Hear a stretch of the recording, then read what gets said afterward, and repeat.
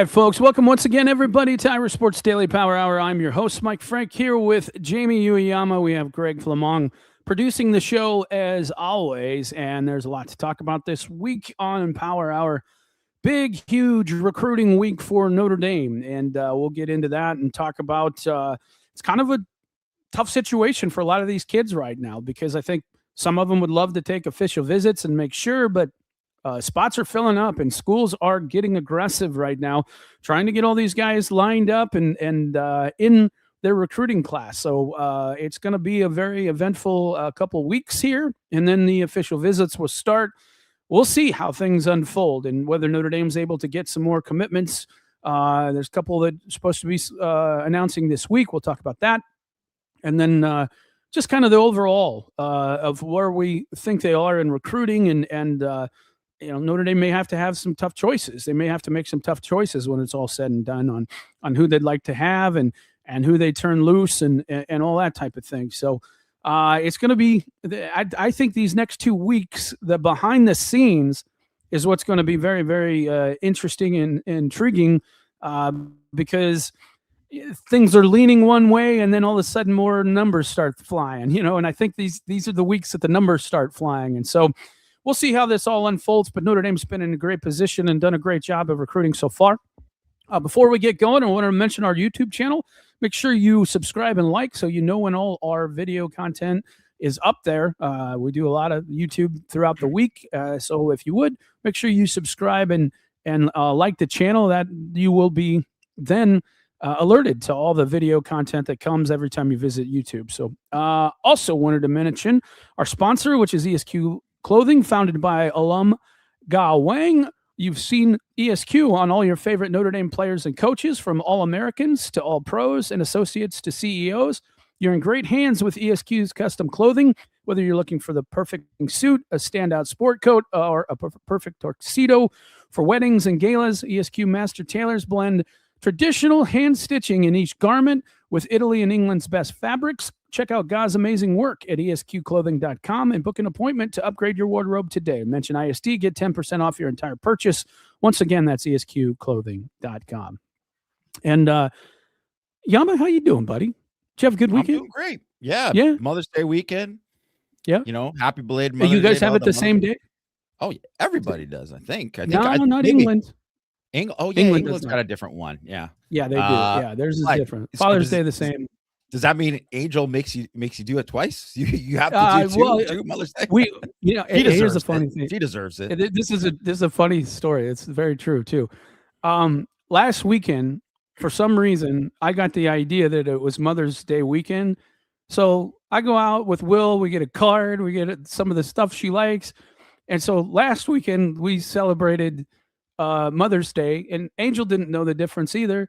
So we're out there just having a wonderful day, thinking it was Mother's Day. It was not Mother's Day. So we actually did it all over again today or yesterday. Yeah.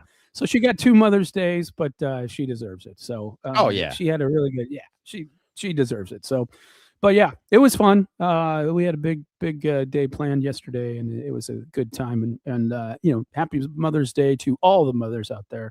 I sure miss mine, and I know that anybody who is without their mother, or most of us, definitely miss theirs. So, all right, Yama, big week. I mean, tomorrow's a big day where Notre Dame is hoping for the announcement of Olubabola. Is that how you pronounce it? Olubabola? I guess. I think I'm so, hoping yeah. that's right. Olubabola. Okay. I think that's how you pronounce it, yeah. And so I'm excited about him. It seems like things are trending in Notre Dame's direction here. And if they land him, I think he's on the same kind of path to a Will Black, a McHugh. I think he's got that kind of talent. I think he can play left tackle. I think like McHugh and Will Black, this is not somebody that's plug and play, right? You're going to need at least a year to kind of get them ready to go. And to be honest, if Will Black's as good as you think and McHugh's as good as you think, he's not going to be needed to play right away. So it's kind of a perfect fit for Notre Dame. They don't have to plug him in and play him right away because they have Will Black and McHugh, if he progresses, or There's certainly other guys that are out there right now that, Styles Prescott has played the position before as well. So, and is the backup currently. So, I just love this guy. I love his upside. A lot of times we've seen some of these guys that come in and they're kind of raw, but they don't. You can see their athleticism, but you don't see the nasty. With him, I see both the athleticism and the nasty. I mean, he is a physical player, and yeah, it's going to be at least a year for him to play. But boy, once you get him coached up, he's got all the skills to be a first-round draft pick. I really believe that. Your thoughts here on Olu? Yeah, I think it's really similar to Lambert in a lot of ways, right? Where Lambert, obviously, he was someone who, if you recall, Mike, when he was like a junior, he was only like 270, which seems crazy because that's like 50 pounds ago or whatever, 50, 60 pounds ago. But he was 270 and you could tell he was a bit raw and he just was not kind of he was growing into his body. But you could obviously see all the pieces there. And I think it's similar with Olu, but I would say Olu probably is even a little bit more of a nimble athlete than Lambert. I'd agree. But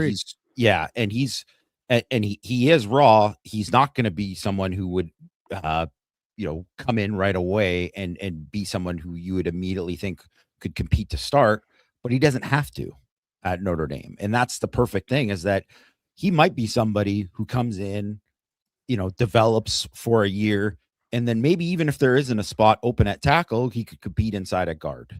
And because I certainly think he could end up playing guard, but he is going to be in the long term a tackle, and he has all the traits to be a first round pick there. He's super long, like he's got a 36.5-inch arm.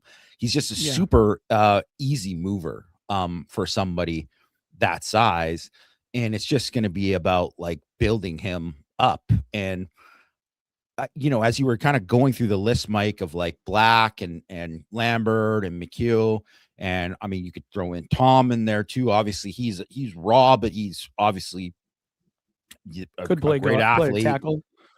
And Matty Augustine, and I mean, James Halter, I think could play maybe multiple positions in the offensive line, but he could play tackle too.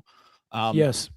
And I would say that I can't even remember. And obviously Notre Dame had some really great run of recruiting, especially during the Harry Heastand time when it was like things were really rolling for them.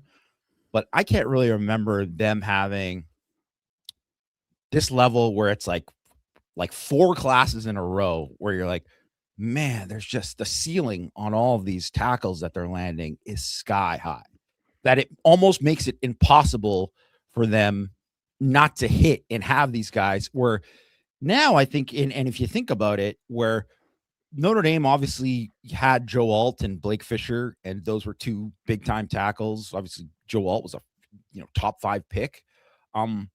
And then, the transition from that was, it was Charles Jagasaw getting hurt and all that. And then you have Anthony Knapp, who's now moved inside to guard, and, Emil Wagner, who, certainly was a fine player, but he didn't become an elite player.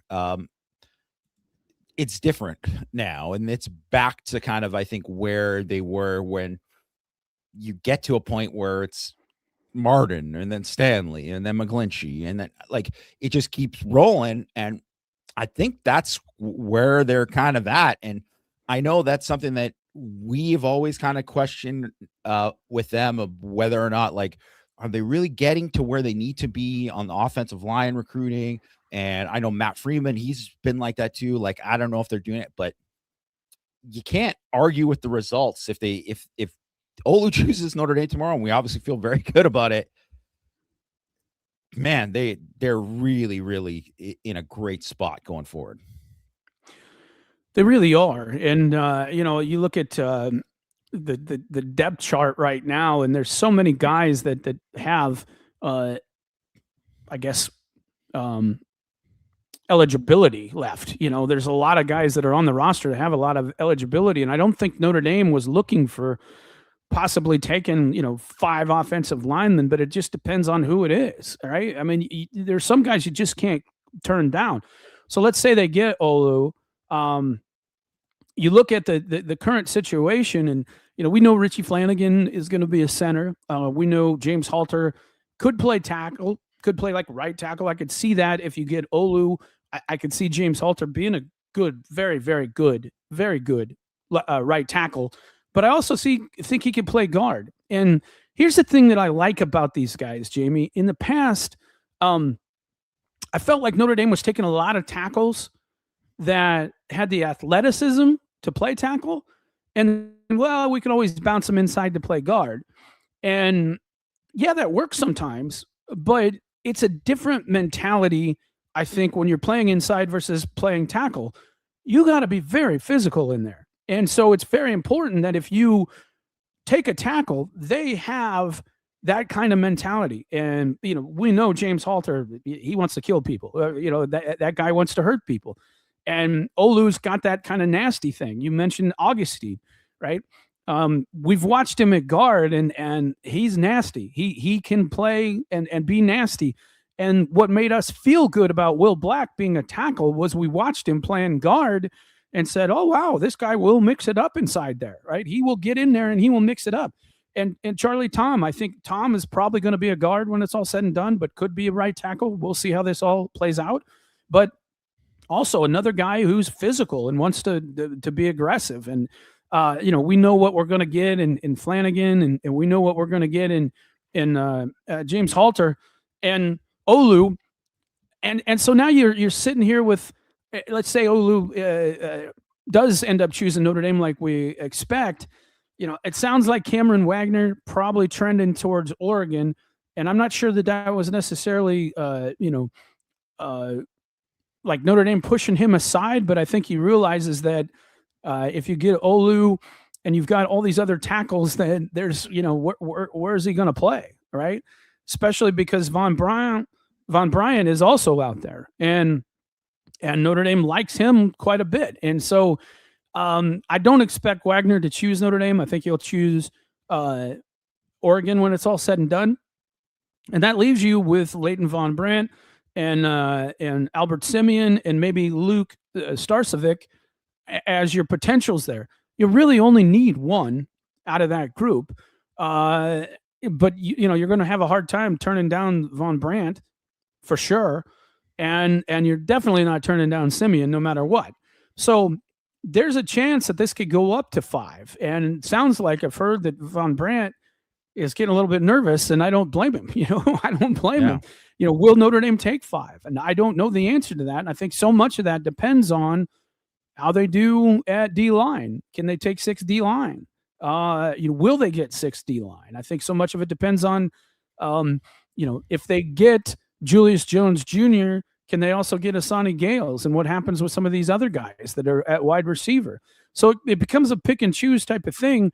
But, what a great problem to have. And to me, I think the most exciting thing, Jamie, is that I love the fact that Notre Dame has taken these tackles, which I liked their plan before of taking these tackles and then if they don't work out, pushing them inside. But I just didn't see the physical mentality of some of those guys they took before as, oh, yeah, that guy, he's got the tenacity to play guard. These guys, the last few classes, I feel definitely have that tenacity. And so what they were trying to do, I think they can accomplish with these guys. Your thoughts here? Yeah. And I mean, just quickly on Wagner too, who I would say too, he's a tenacious kid, but I don't think he has the feet to play tackle. No. So he's a guard. To me, he's 100% a guard. And especially on this roster. 1,000%, right? He wouldn't play at all at tackle on this guy with this roster. Yeah, and I do think that it is one of these things too, right? Where it's not a bad prospect, but when you're just comparing to like the guys in the class that you would be surrounded with, and the guys in the class before and all that too, it's hard to envision certain guys playing and getting to that point because of the level of talent they're going to have to beat out, right? And I really kind of think that's kind of where the point they're at. And I do agree that you have to get guys at a certain level. Like certainly it's way more of uh, a passing game than it has ever been in college football. But being physical and winning the line of scrimmage and dominating in the run game and controlling games like that, I think everybody just saw what Miami did last year. And that was a huge reason why Miami was able to go on any kind of run that they did, was because of what they had up front and how they built that team. And Yeah. I think too, It's what Notre Dame did the year before. yeah. And I would even say too, Mike, Notre Dame has always had obviously just monstrous guys on the offensive line. It's not like they were ever small. I would never call them small on the offensive line, but you would look before and they'd have McGlinchey and Q, and those guys would walk in and you'd see them with their pads off and you'd be like, oh my, like these guys aren't human. They're so big. And you're like, those guys are NFL guys. But then you'd see the rest of the line and you'd be like, well, there's a big difference between, not a shot at Robert Hainsey, a great player at Notre Dame, but like he built quite a bit different than those guys. He'd be a center here. 1,000%. Like he just wouldn't they wouldn't even bother trying to do that. Just right away they would do it. And I just think that's kind of how they've built the team, and how, like, when you see the difference in the defensive tackle position on the defensive line, and you see the difference across the board, is they're just so much bigger and stronger and than they ever were, even during the time when they started to get the moniker O-line U and everyone was talking about them. They obviously put a ton of guys into the league. They're just built different now, in a very good way. They are, and it's exciting to see how this is all going to unfold. And the other thing too, Jamie, is a lot of times they bring somebody like a Styles Prescott, who I liked his potential. I still think he has the potential to be a very good player, but 270 coming in. These guys are going to come in at 300. You're not going to have to put 30 pounds on them just before they even have a shot to compete. You know what I mean? So these guys are going to come in with bodies ready-made already. They're going to have to get stronger. They'll probably have to redistribute some weight, but you're just not going to have there's not going to be an Emil Wagner situation coming into this. None of these guys are going to be like that. And so, obviously they're going to have to put some weight on Richie Flanagan, and probably some on James as well, but they got a whole year to do that. And it's like, I remember talking to Jordan Halter about it, and it's hard to be a defensive lineman and an offensive lineman and play other sports and keep weight on. It's very, very difficult to do. Yeah. And so once these guys can kind of focus on, I'm an offensive lineman, that's when we see it. It's kind of like what we saw with Joe Alt. Yeah. Oh yeah. Here's a guy, just all of a sudden was 255, and then next thing you know, shows up at 290, and it's like, well, it's because he's just an offensive lineman now, and he can just focus on that.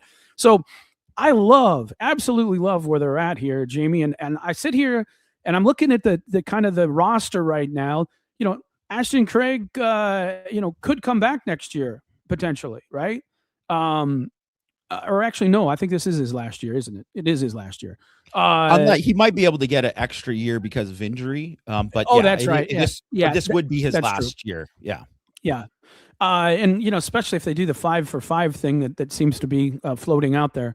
But Anthony Knapp could be back next year, or he could, if he plays really well, he could decide, just like we saw Shrouth do.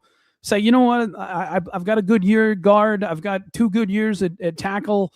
I've shown enough. He could potentially go, but I'd like to think he'd be back. Charles Juggasaw, I think, will have to be back no matter what happens this year, because they're going to want to see that he's 100% healthy. He needs to put a lot of tape together. And he does, and he really has very little tape to begin with right now. So I think that Charles will be back. But then it's going to be interesting because, if Craig is back, what happens with Joe Otting? What happens with Sullivan Absher if all of a sudden Juggasaw comes back and Absher's now, kind of the 6th man? Does he stick around next year? Does Joe Otting stick around next year? And then I've seen a lot of Cam Heron, and I think he looks pretty good. Could he potentially push Joe Otting? There's a guy that needed to gain weight. I think he's gained weight, but boy, every time I watch him, Jamie, he's very, very physical even for a guy his size. And the thing about him is he's just so quick off the ball. He can get into the nose guard quickly, or if he's going right to the guard, he can get there very quickly. Unlike a lot of former centers that Notre Dame has had, I think his quickness is very good, and I think Otting's quickness is very, very good. He's a quick player. So I look at the situation. There's a lot of guys that you're like, well, what does Styles Prescott do? Peter Jones, I'd be surprised if he's here next year. I do think Augustine will be here. And then you look at, there's so many guys like Owen Strebig. I do believe he'll be second string next year. And as long as he holds that, I assume he'll be sticking around. But there's so many guys that you're not sure if they're going to be here next year. So maybe 5 is the number, especially if you feel like they're legit dudes. And I think that all 5, if you could get Simeon Von Brandt, and personally, I like Starcevic. I think he's a good player. I do. He's a guy they're going to have to add some weight to.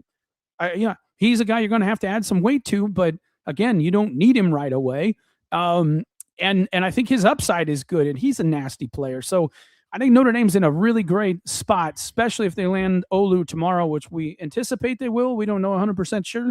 But if they land him, 2-3 weeks ago, 4 weeks ago, I was over here going, I don't know, man. And sure enough, things just happen. And I remember when we first started talking about this, Jamie, you said, well, we didn't know about McHugh. We didn't know about Tom until later, and look how that turned out. And sure enough, Notre Dame may pull off a McHugh-Tom thing with an Olu, and then, a Simeon on top of that. So I just, the O-line situation, I have never been more happy with. And D-line, when we talk about that, I've never been more happy with that as well. And anybody who's listened to this show for long enough knows I'm a trenches dude, because I feel like that's the only way Notre Dame can win a national championship. You need to be able to dominate in both sides of the ball, on offensive line and defensive line. I've said it over many times. You're just never going to get the same amount of skilled players as Miami will get, as Texas A&M will get, as Texas will get. Probably, or not Oklahoma, Oregon, USC, some of these other, places that have the hotbeds of talent. You're just never going to get that. So you have to be a dominant O-line, D-line class every single year. And I think Notre Dame's done that the last 3 classes. I really like where they're at in the trenches. Thoughts here? Yeah, I think that's the one thing that when Marcus Freeman made it basically the mantra of the program is like they're an offensive and defensive line driven program. And I think that was always true from the start. But I don't think that if you looked at it when you compared them to, Alabama at their peak or Georgia even. And I know they went toe to toe with Georgia, and I think probably won the line of scrimmage in that game. And that was a big reason they won that game. But yes, you would say just pure raw talent wise, like they didn't match them. They were just better than them that day. Well, now I think raw talent wise, they could go toe to toe with just anybody the way they've kind of built it. And I think too, that's one of the reasons why, even though they obviously felt pretty good about the depth that they had, they felt good about some of these younger guys at defensive tackle. And we saw that a lot of these younger guys at defensive tackle were pretty good and looked like they could easily be rotation players. But the reason you go out and get Francis Brew and Tion Gray in the transfer portal is because you want to just make a strength even stronger. And, they're in a really good shape where they're at, but I just think it's elevating it even better. They're elevating it to a higher level. And it's just one of these things where when you come down to it, if you can win the line of scrimmage, you can win any game that you play.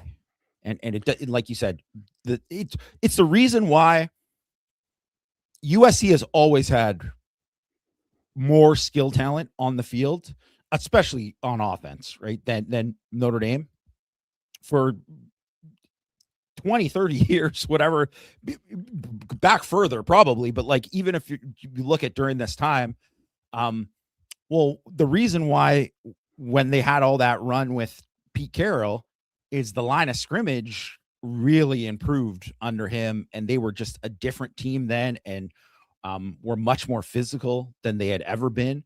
And you've seen that dip down as they've kind of gone away and faded, and they're definitely not that with Lincoln Riley. And they're a finesse team, and finesse team is getting them dominated by Notre Dame in that matchup. And that's just one of the things where Notre Dame is only getting stronger there. Yeah. So let's flip it to D-line, and I look at this situation, and I think Notre Dame is built a lot like Miami was last year on D-line, right? I'm not sure they have a first-round draft pick, at nose or at defensive tackle, but what they have is a lot of dudes that they can throw at you that have NFL traits. Jason Onye, I think Elijah Hughes has NFL traits, and I think you'll see some of that. But are they going to be first-round draft picks? No. Are they going to be second-round draft picks? Probably not. But, I could see a bunch of these guys being third round type of prospects for sure. And then, you got Francis Brew. You've got Mukum, who is emerging right now. And that's not even talking about guys like, Chris Burgess, who's certainly in the mix as well. There's just like Notre Dame seems to be set up a lot like Miami, because you look at the outside and now you've got 4 pretty good pass rushers, we think. We know Boubacar's going to be a stud. We believe Bryce Young's going to be a stud, right? And then we have Rodney Dunham, who's already really impressed. Keon Keeley on the other side, who towards the end of spring really started to emerge. And you're like, okay, maybe this is a JJB. You know what I mean? Maybe this is a JJB situation where the light comes on, he gets coached up, and all of a sudden he starts to be the guy that a lot of people thought he would be out of high school. Maybe that's what we're going to see with Keon.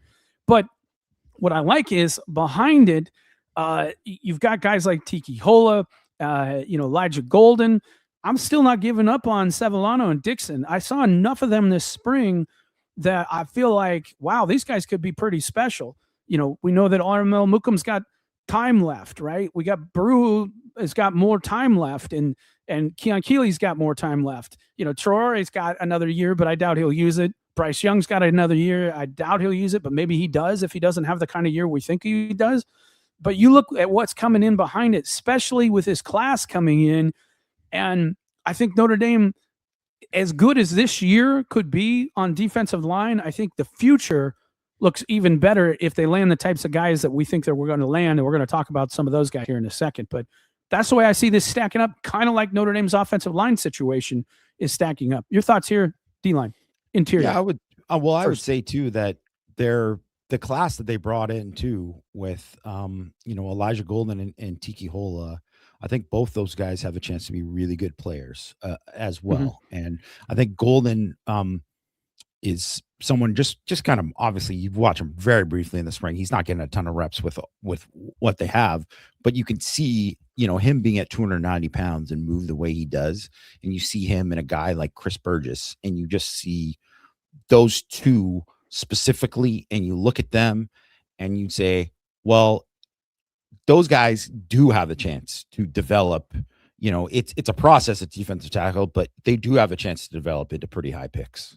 Like they have that kind of ability, right? So I think and you're obviously seeing that more and more with guys where I think you could obviously see that with a guy like Tion Gray as well, who's got multiple years of eligibility left, right? So there's just more of that. I just think just overall on the roster where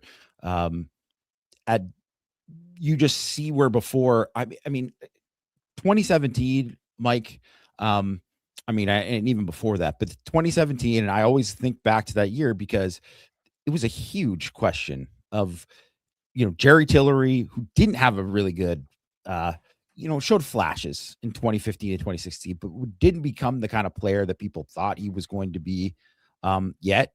And it was him. And then they bulked up Jonathan Bonner and moved him inside. And that was their starting defensive tackle group. And behind it, it was like Kurt Heinisch, he probably had 4,000. He had 4,000 protein shakes to try to get to 290. And and Myron Tagovailoa, who was a defensive end in high school, who also had to bulk up too. And that was like the depth chart there. That's who they kind of had. They didn't have anybody else. And they were lucky that, Tillery started to emerge and had a great year. And Bonner was just good enough to kind of hold up and that they could get by. It's just a completely different situation now where the depth is just built up. And then, so it is one of these things too, where we always used to say like, oh man, if they get one injury here, they're just screwed. And it's just not the case anymore. And I would say too, especially at edge, Mike, like, I think with it is going to be a whole different ball game once they get, the class that we think that they're going to sign for 2026. But I don't think I mean, obviously 2016, I remember when, Dalen Hayes came in as an early enrollee, and you could see like, yeah, he's got talent, but he was a guy who played like off-ball linebacker, and there was a big transition for him. But you could see that he had talent, and you saw that Khalid Kareem, you could see he had talent, but he was swimming in that first time. But and Julian Okwara, you saw him as a freshman, you're like, oh, he's a skinny kid, but yeah, you can see he's probably got a chance to be better than his brother and all of that. And Ade Ogundeji, you could even see, who was far, far away. You could see the pieces there, and you saw what those guys kind of became. But I think of like Rodney Dunham and Ebenezer Ewatade, and those guys are just far and above where any of that 2016 group was when they first came in. No doubt. Like Ewatade, if he was coming in at that time, people would have just been doing backflips over him. The only reason that they're not doing it right now is because Rodney Dunham is already like looking at a different level. So it's just a really exciting time of just where those guys are at, because they're not even close to what they're going to be. And you already see extremely talented players. I mean, you look at it, and you mentioned that 2017, you basically had 4 guys you could count on. And I wouldn't say any of them were great options, although I would say that Tillery ended up being, obviously a very, very good player. But you look at, they've got Onye, they got Elijah Hughes, they got Brew, they got Mukum, they have Sevillano, they have Dixon, they have Burgess. Right now, those are guys that they can play right inside, and that's impressive. That's a bunch of guys that they can play, and you'd feel solid if they went in the game. You'd feel like, okay, all right, they should be able to hold up in there. And then you look at the depth at defensive end, and it's crazy. But then I sit here, right? Then I sit here and I look at the situation, and the one thing that I've always felt that Notre Dame has been lacking is kind of that big-sized dude that can play nose, that has the quickness to become a problem shooting gaps, right? And penetrating and becoming a problem behind the line of scrimmage. But somebody who can be 325, 330 pounds. And, I do think Golden can get there. I think Burgess could potentially get there. But I know for a fact Parks can get there, right? Brandon Parks can get there and will get there. And he's exactly what you're looking for. I know a lot of people have been asking about him. Sounds like he's planning on taking the official visits, and it's his right to do that. I just hope they don't pass on him, because Jamie, I think he's kind of the real big piece. I love Muhammad too. Don't get me wrong. I would take him too. I do think, but is he kind of the same situation that you're looking at in Folarunshu? Are they similar type players?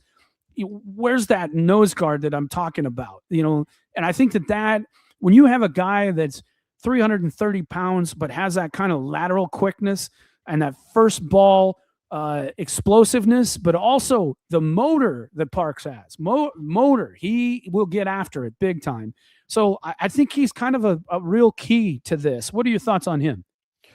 Yeah, I think he's one of those guys, like kind of like you said. I guess the way to summarize that would be that he's one of these guys who could be like a true nose guard and play that, but be a 3-down player. And Yeah. there's just not many of those guys that exist, and that's what makes him unique, right? So, I think from that perspective, there really isn't anybody else that they're in on that that kind of fits that mold.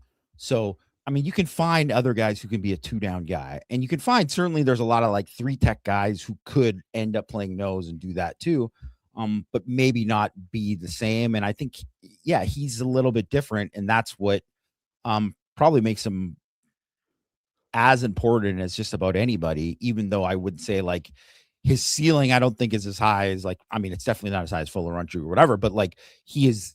I think he's going to be a really, really good player, and I think he's an important player for them in this class, and that is one of those ones where you're going to come down to it. And obviously, Notre Dame has been battling with Oregon for a lot of recruits, as they should be, right? Like those are two teams that are kind of right there, like kind of what Marcus Freeman and Dan Lanning have done.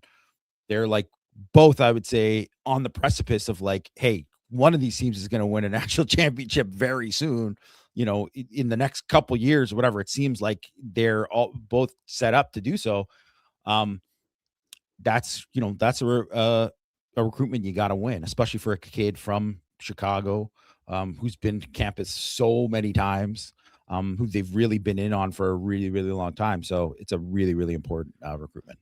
It is, and to me, I think that the thing that people don't understand about the nose position is if you got a guy that constantly demands double teams, that makes all your athletes then have an opportunity to make plays. All right, and especially if you got a guy like that if you single him, he has the quickness to make plays behind the line of scrimmage.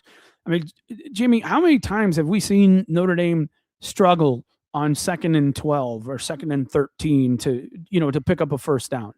And that's what that guy can bring you, right? He can bring that. It's kind of like our own Matt Freeman likes to say, you just need some guys who can make 7 plays a game, right? And they may not look like you look at the stat sheet and you're like, oh man, this guy just was a game wrecker. But what he did do is Parks on first down, shot a gap, and it was a short field, and all of a sudden he shot a gap, and now they're in 3rd and or 2nd and 15. Well, that totally changes the game. Then you get your pass rushers going, and it could quickly turn to 3rd and 30, just like that. Take them out of field goal range, all those different types of things. And it doesn't show up on the stat sheet, but that's a very important play. And you just need guys that can make those types, have the physical ability to make those types of plays. And on defense, it's kind of like what makes Jalen Sneed so valuable, right? You put him in there on certain situations and he delivers what he is good at. And, and so that's why I think it's important to land him. Fuller Unshoe makes his decision on Friday. I think we're feeling pretty good about that as well. I know a lot of people are kind of penciling him in here, based off of intel and things that we've heard and they've probably read throughout the net and all this type of stuff. But I want to remind somebody, remind everyone, this is one of the best players in the country, right? These teams aren't giving up, right? So it's a long time till Friday. And if you think that the numbers are going to stop between now and Friday, you're crazy. Yeah. The other teams are going to be coming after him. But Notre Dame's aware of that, right? They're aware of that. And I'm sure they have a plan for it and everything, but it's not over. Nothing's over. Even for Olu at this point, it's not over. There's plenty of time for teams to change people's minds. So don't put Notre anything down in pen. pen. Yeah, absolutely. Don't put anything down in pen, right? We'll have to see. But Fuller Unshoe, I think, is huge if they could land him. I think he's such an important piece. What do you like about his game? Well, I think he's a big man like a monstrous, obviously, just frame and just a monstrous kid in general. But he moves like a much smaller guy. Like, I think he could legitimately play edge. Like, he has the kind of athleticism to do it. But he's going to be a 3 tech, and be, I think, a devastating one, because he's got the twitchy explosiveness. I mean, he's got violent. He's got a great motor. I think he's just one of these guys who's going to be too quick for most guards to handle. And just like the raw talent, I think, is just like through the roof. I really do think that I look at him and I think of, when you're thinking of like, man, this is a Georgia guy, like when they had like a Jalen Carter, um, Davis, those kind of guys that are like, man, these guys are just monsters and they're just difference makers. And teams go into games and they say, I don't know how I'm going to block this guy. I think that's his potential. Like, he's just an absolute game wrecker, difference maker, like a guy who will play right away just because of sheer talent. But once he kind of like puts it all together,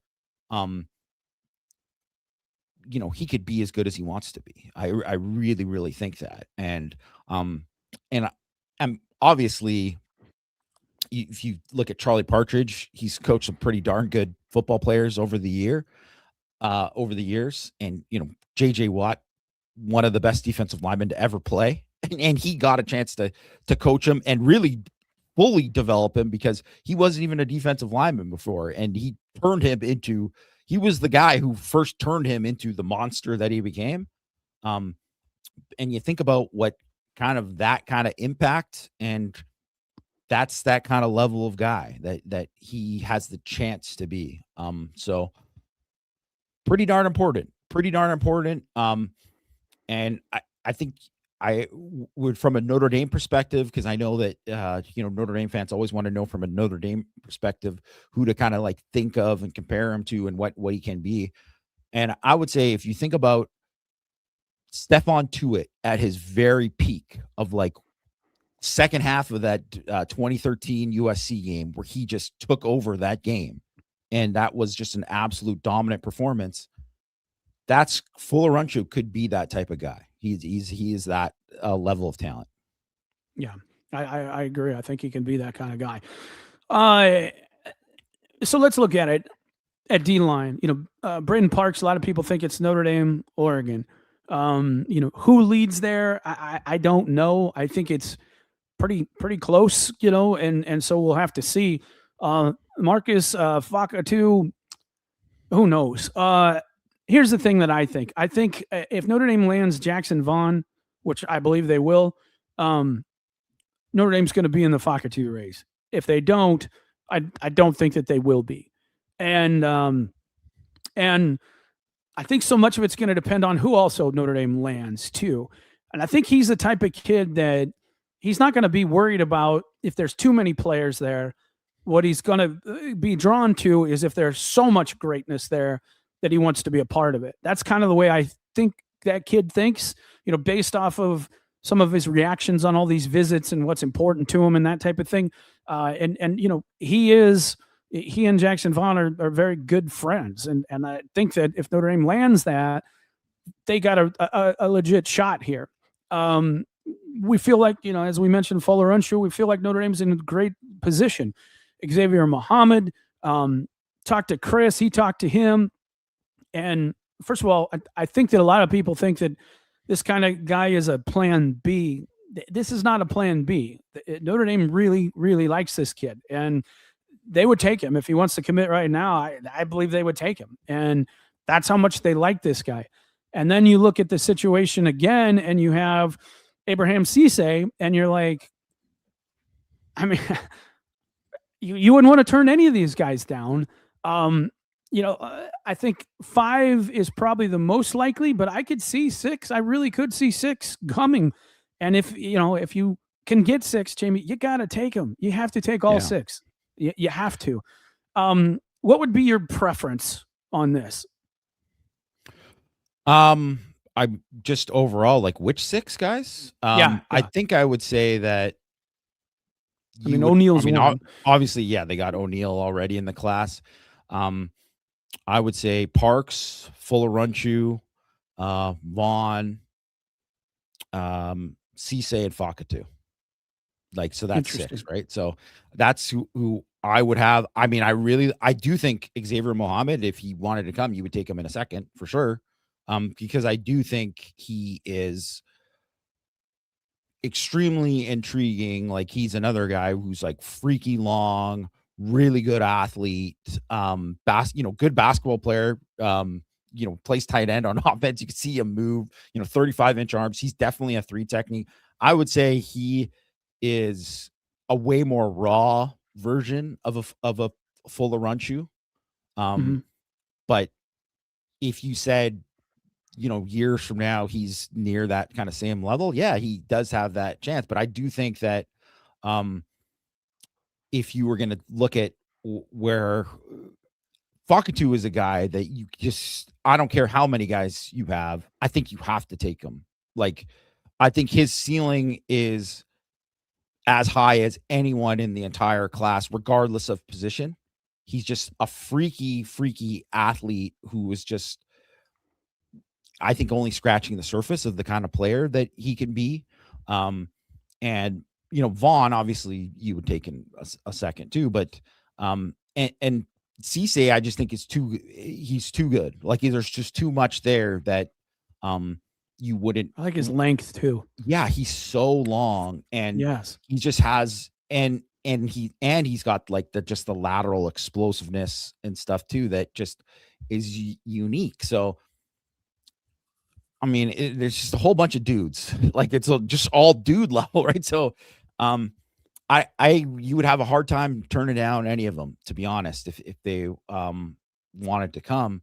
But I would say those 6 that I mentioned, and then Muhammad would be kind of like right there. If he said, "Hey, I want to commit tomorrow," you take him, and then you can choose which one of the guys you don't want to take from the other. But it's a pretty ridiculous list of talent.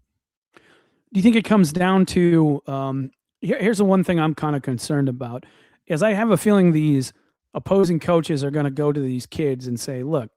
Go to Abraham Cisse and say, look, they're going to get Jackson Vaughn. They already got, I mean, read all this stuff they're saying about Rodney Dunham. Read all this stuff they're saying about Utade, right? Where are you going to play, right? Where are you going to get your opportunity to get on the field? You can get it here, but there, you're going to definitely be splitting time, if nothing else. And I, like, if I'm an opposing coach, that's what I'm hammering, right? I'm hammering that home. Can you get Cisse and Vaughn in the same class? Can you get, Fakatu and Fuller-Runchu in the same class? Because, who knows what they want to do. I like Muhammad. I think it's play 3 on his film, playing out in space. They throw a little flip to the back, and you see his athleticism right there and then, and you're just like, wow, okay, all right, I see this. I see why everybody's so excited about this guy. He's just got very, very good lateral quickness and ability to turn kind of when the play is going. And a lot of guys that size just don't have that ability, kind of loose hips. And you just see what a great athlete he is and why people are excited about him. Be hard to turn him down. But so I think if you, like, say Fakatu went somewhere else, he'd be a nice consolation prize, because I think his is really, really good too. And we'll have to see what happens. So it sounds like, I liked hearing that Sean Fox set a visit for, the linebacker set a visit for, I think it was June 12th. I like that player. You and I both really like that player. I think he's really good. Roman Igwabuke has set a visit as well. And then, Notre Dame went and they've been out there trying to find, as far as other prospects and things like that. What do you think of TJ Wallace? What do you think of him as a player? Oh, didn't he commit to or Tate Wallace, right? He committed to Tate Wallace, yeah. Yeah, he committed to Minnesota. Yeah. Oh, he did. I didn't know he did that. Okay. Yeah, he did. Because I know that he was kind of I liked him. I liked him. I did too. I thought, but I was unsure if he was going to be kind of more of like an undersized edge. Yeah. Um, but I liked him as a ball player. I personally like Fox better than him. I think Fox is a sky high ceiling. I'm really Yeah. high on Fox. I think he is a super intriguing guy. Like, to me, if I was gonna say after, if they don't get Cade Henderson, obviously you take Cade Henderson in a heartbeat. Um, I think Fox would probably be my next guy on the list. Like, and I like Ogwumbuke too. Like, I think he's a stud, but um I think Fox, he's almost 6'5". He's got close to an 80-inch wingspan. He, ran a 4.7. That's at 6'5", and he's got a 36 inch vert. And just unusually fluid for a guy that height that can really Yeah. kind of move like that. And a Good really good instincts too. blitzer, good instincts, and Yeah. I think he obviously has to learn how to like use his length better and play more physical. But that's name a linebacker, and that's like 99% of them at the high school level. So, to me, he's a really, really intriguing kid, and I think he is one of those guys that when I heard that he set that visit, I think um, that's a guy that I think to me, Henderson obviously is like a cut above everybody else, but I don't think Fox is like a consolation prize. I think he's a very good prospect. I like him too, and he showed some good stuff in coverage too, and I like the idea of that length in coverage. I think that if he can show that he can play coverage, that would be certainly huge. And explosive player, legit 4.7. Probably can get that down to 4.5 by the time he's done with all the training and that type of thing. And you run 4.5 at 6'5", 200, and probably I expect him to be 235 in no time. He's just got the frame to easily put it on. So, all right. So, wide receiver. I mean, it's interesting because a lot of people thought, oh, Cade Cooper, blah blah blah. But they took Jackson Coleman, and it sounds like they may not be going after Cade Cooper at this point. It seems like they're focused on Julius Jones Jr., Miles McAfee, and Asani Gales. I think they'll certainly take two. A lot of people think Julius Jones Jr. is a guy that they got the best shot at, but I really like McAfee and Gales too. And if you have a chance to land one of those, I would have a hard time. Say Julius Jones Jr. does commit along with Coleman, I'd have a hard time passing on either one of those. What are your thoughts there?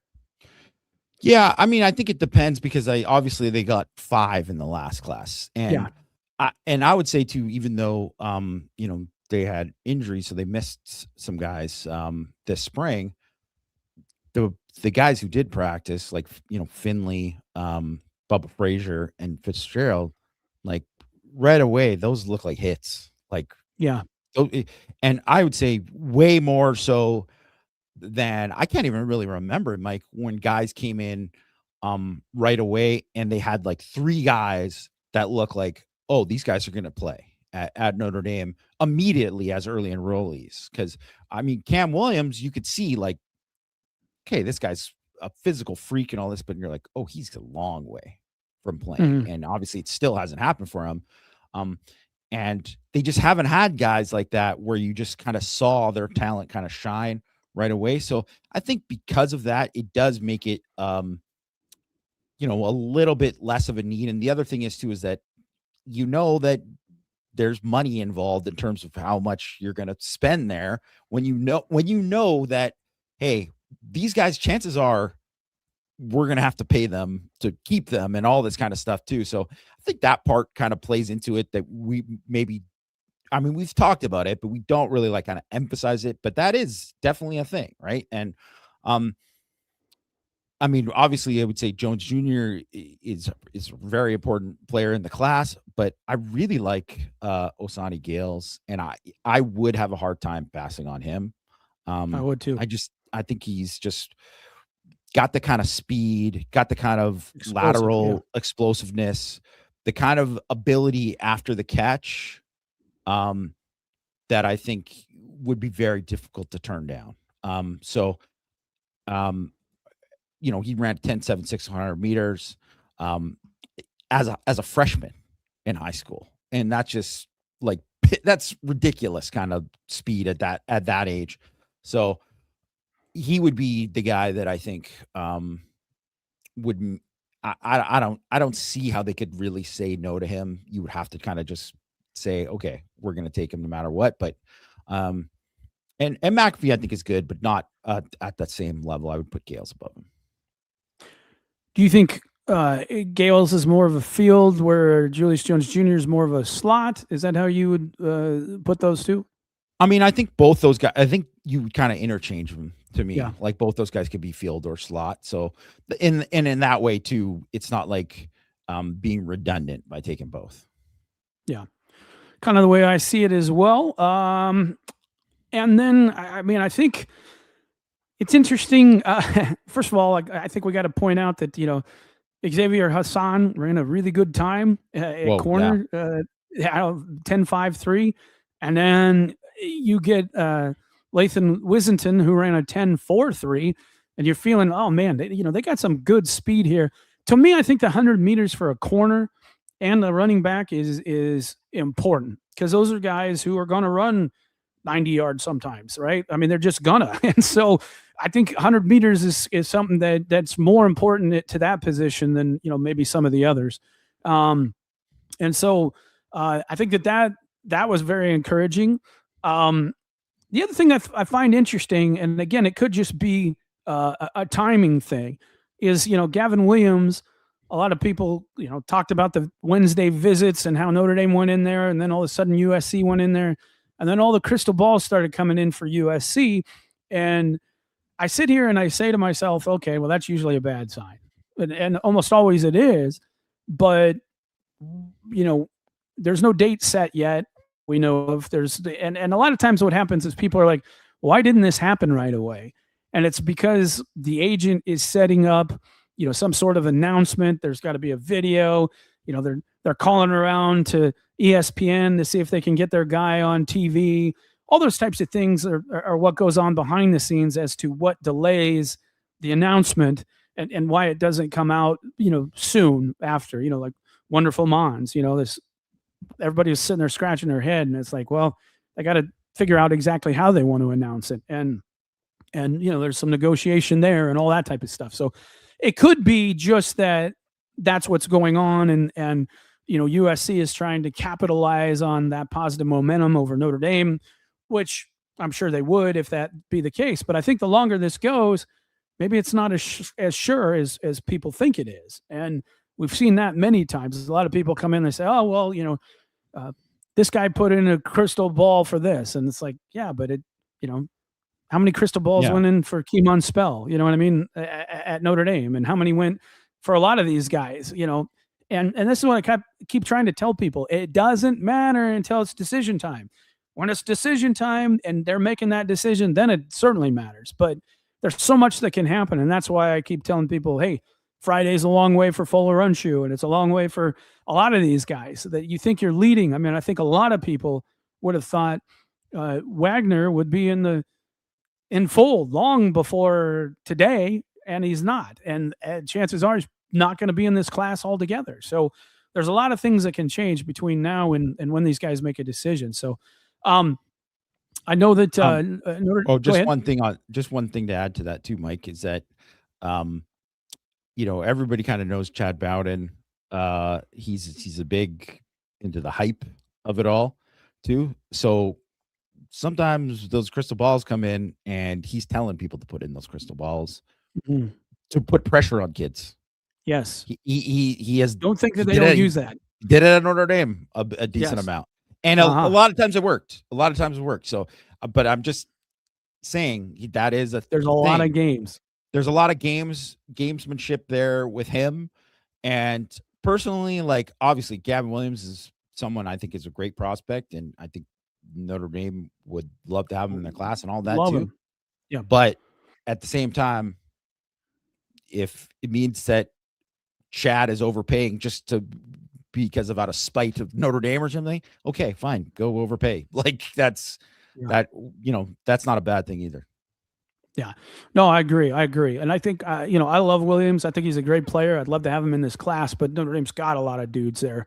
So it's not a thing, but I think he has a potential to rise and be a starter no matter where he goes. I think he's got that kind of a ability to be a starter no matter where he goes. So I would definitely take him if you can, but you're 100% right. And I think with that particular person, there's probably more shenanigans than probably any other GM that's out there. Yeah, I mean, he likes those types of things, and sometimes it's a very good thing, and sometimes it isn't. And we can go back to the Deuce Knight situation where I remember when this was going down, and I told you guys, I said, I don't like this. I don't like that they're trying to force Deuce's hand by threatening him with who's the quarterback at BYU that Bear Bachmeier. Bear Bachmeier, Yeah. Threatening him with Bear Bachmeier, I don't think that that's the way to do it with a kid that's still unsure. And we saw how that all unfolded and really how that cost Notre Dame in the end. That cost them dearly. That really did. It ended up being okay in the end in that they were able to fix the problem. But it still hurt them. So, last side, Jamie, we're sitting here and we're going into this kind of the way we did last June, right? Where we're like, boy, if they hit everything, this is going to be a monster class, right? But if they don't, it's still going to be good, but it's just a level of how good is it going to be. And I think that's really where we're at. And I think I will say this, I feel like going into it now, I feel more confident about where they are with this class than I did, at the same time last year. And we know how that ended up. Would you say that's a fair statement? Do you feel the same? Yeah, I would say, because the other thing, Mike, that I think is a little bit different was last year, especially at like defensive back, and everyone was like, man, if they don't get Joey O'Brien and Corey Adams here, I don't know who's next. It's like, are they just not going to take anyone, or what are they going to do and pivot here? And then they landed him, and then whatever, it was all hunky dory. This year, I would think the biggest difference is that I think there's more confidence with a lot of their top targets. Yeah. And also, if something didn't happen, like you said, hey, things change and whatever, it's fluid. They have more guys, more targets that they have either made plans to make official visits, like already set plans to take official visits, or could get other guys to official visit too. So I think that is a credit to them, just of, Mike Martin is in his second year as general manager. So he's got a little bit better idea of the lay of the land. I think this is also kind of another year where Notre Dame is really invested more into the recruiting class part of it, in terms of NIL and all that too, than they have, previously before. So it's not like this isn't their first rodeo anymore. They're really kind of running on all cylinders. And I think that's just, and they also have a way better understanding of needs and everything on the roster and where they feel about it. So I think that's just kind of put them in a much better position. So in that way too, like, I don't know what the rankings are going to end up at, who's going to end up in the class, all that. I mean, it's to be determined. We'll see. But I just know that based on everything right now, we'll be talking about this class. I'm pretty confident we'll be talking about the class in the exact same way we talked about last year's class. Like, this is an elite class. Yeah. I think you're 100% right. And here's the thing too, that I think people need to understand is that, I think Notre Dame also needs to be like, cautious in that, especially Notre Dame fans. I don't think you want to panic. And I'll give you an example why.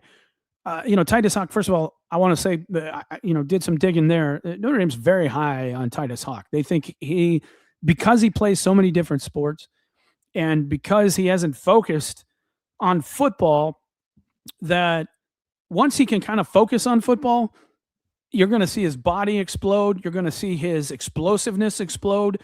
and he's already 6'7", and then you watch the kid block, and this kid wants to hurt people, man. And so, yeah, it sucks you lose Seneca Driver, and it sucks you lose Jackson Dollar, but they feel really good about this. But here's the other thing to think about, and I mentioned this a couple times in the last couple of weeks. I really believe that Notre Dame's going to have the kind of season that's going to open a lot of eyes on a lot of players, right? And it's kind of like doing some digging on Titus Hawk, talking to some people. First of all, I heard that Jackson Dollar's very upset that he had to call Notre Dame and say he wasn't coming. It was a very difficult conversation for him where he was very upset. But you got to make your decision and deal with it. And a lot of people think that Seneca Driver, we'll see what happens as the season goes on with Oklahoma and Notre Dame, right? And I think the more success Notre Dame has during this season, it's going to open the eyes of some of the players that they were real close in landing, right? That they were very close. They may have chosen another school for maybe extra dollars, or they felt like this or that. But I think you're going to see, and I keep saying this because the way Notre Dame plays is different than the way other teams play, I think. And the culture is just very obvious when you watch them play football compared to other programs. And the players themselves, these recruits, have already experienced that by going through the recruiting. And now Marcus Freeman's going to stay. They're going to have the best, one of the better recruiting classes in the country. Chances are, I firmly believe that they're going to be in the national championship game. All that kind of momentum is probably going to open some doors that we're not even thinking about right now. Kind of like Olu that we weren't thinking about a month ago. You know what I mean? So I just have a feeling that if they miss out on a couple of these guys, don't panic. Don't panic. There's a lot of time between now and December. And I think Notre Dame is going to put a lot more bricks on this great foundation that they're building, and teams or players are going to notice that. And we'll see what happens. All right, Yama, that's going to be it for the show. We'll, for the ISD customers, we'll go in there and answer those questions that we didn't get to today. I knew it was going to be recruiting heavy, but we'll go answer those questions for the ISD customers. And we will be back next week. Hopefully we're talking about commitments from Olu, and hopefully we're talking about another one from Folarunshu, and we'll see what else happens between now and then. Again, I think there's a lot of pressure on these kids to try and make a decision. And the decision is, do I take my visits, or am I worried that I might not have a spot? And, we saw with Olu, all of a sudden, I got a feeling that a lot of Notre Dame's offensive linemen are kind of in panic mode right now. They weren't anticipating this. Now, all of a sudden, one spot is gone. Does that speed up Von Bryant? Does that, speed up his decision? Does it speed up Albert Simeon's decision? Does it speed up Starsovic's decision? Probably. I would assume. So we'll see what happens. That's going to be it, folks. Hope you enjoyed that. We will talk to you next week on Power Hour.